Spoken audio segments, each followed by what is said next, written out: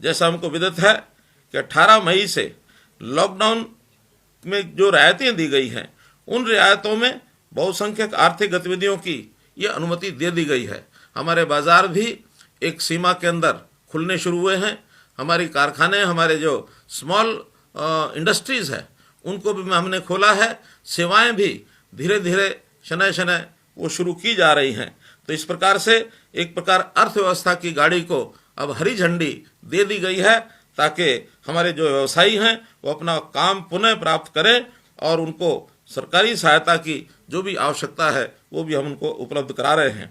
फिर भी जो लोग इस अर्थव्यवस्था की गाड़ी को चलाने में कठिनाई महसूस कर रहे हैं, ऐसे लोगों की सहायता के लिए अपने प्रधानमंत्री श्री नरेंद्र मोदी जी ने पिछले दिनों में एक बहुत बड़ा पैकेज 20 लाख करोड़ रुपए का पैकेज इसकी उन्होंने घोषणा की है।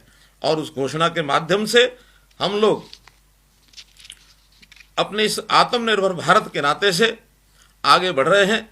हरियाणा के किसान, मजदूर, गरीब, व्यवसायी, उद्यमी इसी पैकेज का पूरा लाभ वो पाएं, इसके लिए हर संभव प्रयास हम लोग करेंगे। और इसके लिए कुछ योजनाएं भी हरियाणा सरकार ने बनाई हैं।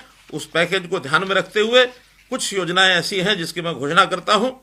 सबसे पहले हमारे ऐसे विद्यार्थी हैं जिन्होंने अपनी शिक्षा हेतु ऋण लिया हुआ है।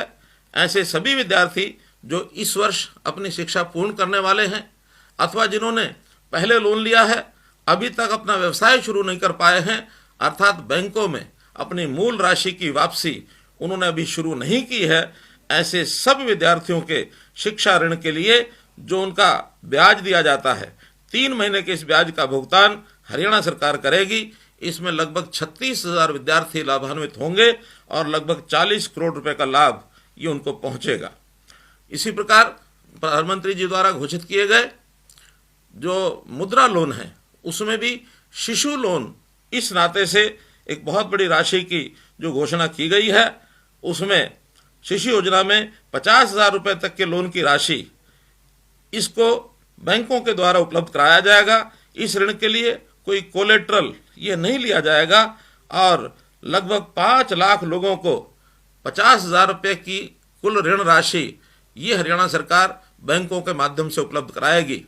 इस राशि के लिए 2% का ऋण, इसके ऊपर ब्याज, उसका माफ़ी जो है केंद्र सरकार की ओर से है। हमने ये तय किया है कि केंद्र सरकार के 2% के इस ब्याज की सहायता के साथ साथ हरियाणा भी अपनी ओर से 2% की जो ऋण के ऊपर राशि, इस ब्याज की राशि की सहायता हरियाणा की ओर से की जाएगी। इस प्रकार से इस ऋण पर कुल 4% की राशि का ये लाभ हो जाएगा। इसी प्रकार से हमारे जो गरीब बंधु जो छोटा मोटा धंधा शुरू करना चाहते हैं, उनके लिए बैंकों के पास DRI की योजना है, डिफरेंशियल रेट ऑफ इंटरेस्ट। इसमें 15,000 रुपये तक का ऋण ये इन लोगों को मिलता है। 4% की ब्याज की राशि होती है। 4% की उसमें ब्याज की राशि में से 2% ब्याज की राशि हरियाणा प्रदेश देगा और इस ऋण को भी बैंकों के माध्यम से 3 लाख लोगों को उपलब्ध कराया जाएगा।